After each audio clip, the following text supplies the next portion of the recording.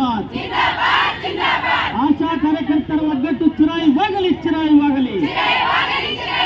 ಇನ್ಕ್ಲಾಬ್ ಜಿಂದಾಬಾದ್.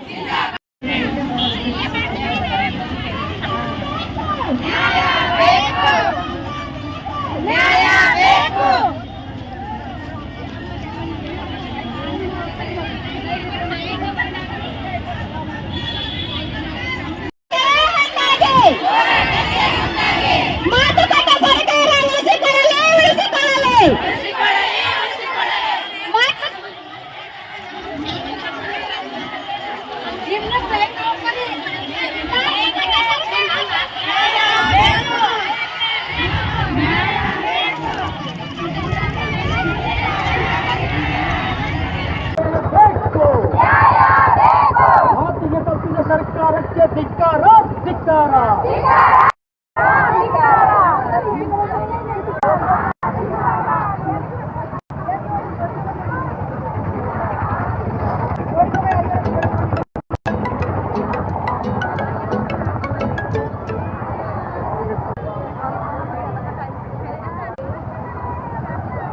ಹೋರಾಟಕ್ಕೆ ಮುಂದಾಗಿ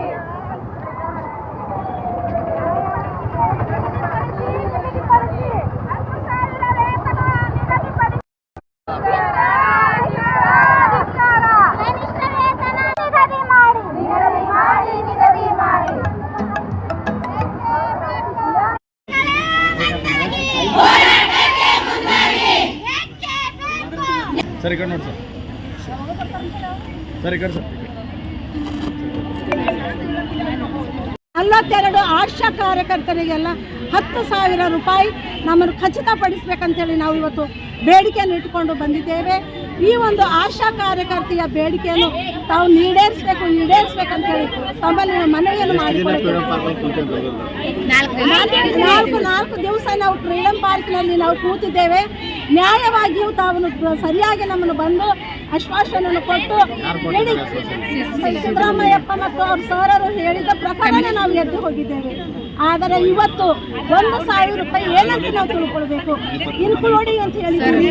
ಅದನ್ನು ತಿಳ್ಕೊಂಡು ನಾವು 11,000 ತಿಳ್ಕೊಳ್ಬೇಕಾ, ಏನ್ ತಿಳ್ಕೊಬೇಕು, ನಾವು ಯಾವ ರೀತಿ ಭರವಸೆ ಮಾಡಬೇಕು? ಕೊಟ್ಟ ಮಾತಿ ನಡೆದಿಲ್ಲ ಅಂತಂದಲ್ಲ, ನಡೆದರ್ನು ಅಂತಂದಲ್ಲ. ಆದರೆ ನಮಗೆ ಒಂದು ಲೆಟರ್ ಮೂಲಕವಾಗಿ, ಒಂದು ರೈಟಿಂಗ್ ಪವರ್ ಮೂಲಕವಾಗಿ ನಮ್ಗೆ ಇನ್ನೂ ಯಾವುದು ಖಚಿತಪಡಿಸಿಲ್ಲ. ಈ ಮಾರ್ಚ್ ತಿಂಗಳು ಮುಗಿಯೋದ್ರೊಳಗಾಗಿ ನಮ್ಗೆ ಖಚಿತಪಡಿಸಬೇಕು. ಅದು ಏನಂತ ಒಪ್ಕೊಂಡಿದ್ದೀರಿ, ನಮ್ಗೆ ಯಾವ ರೀತಿಯಿಂದ ಏಪ್ರಿಲ್ನಿಂದ ನಮಗೆ ಸಂಬಳ ಕೊಡ್ತೀರಿ ಎಂಬುದಾಗಿ ತಾವು ಖಚಿತಪಡಿಸಬೇಕಂತೇಳಿ ನಾವು ನಾಯಕನ ಈ ಒಂದು ಬೇಡಿಕೆಯನ್ನು ನಾವು ಇಟ್ಕೊಂಡಿದ್ದೀವಿ. ಯಾವಾಗ ಮಾಡಿಲ್ಲ ಅಂತ ತಕ್ಷಣ ಅದೇ ಸಂದರ್ಭ ಅದೇ ದಿನ ನಾವು ಫ್ರೀಡಂ ಪಾರ್ಕ್ಗೆ ಮತ್ತೆ ನಾವು ಸ್ಟ್ರೈಕ್ ಆಗಿ ಹೋರಾಟ ಮಾಡುತ್ತೇವೆ.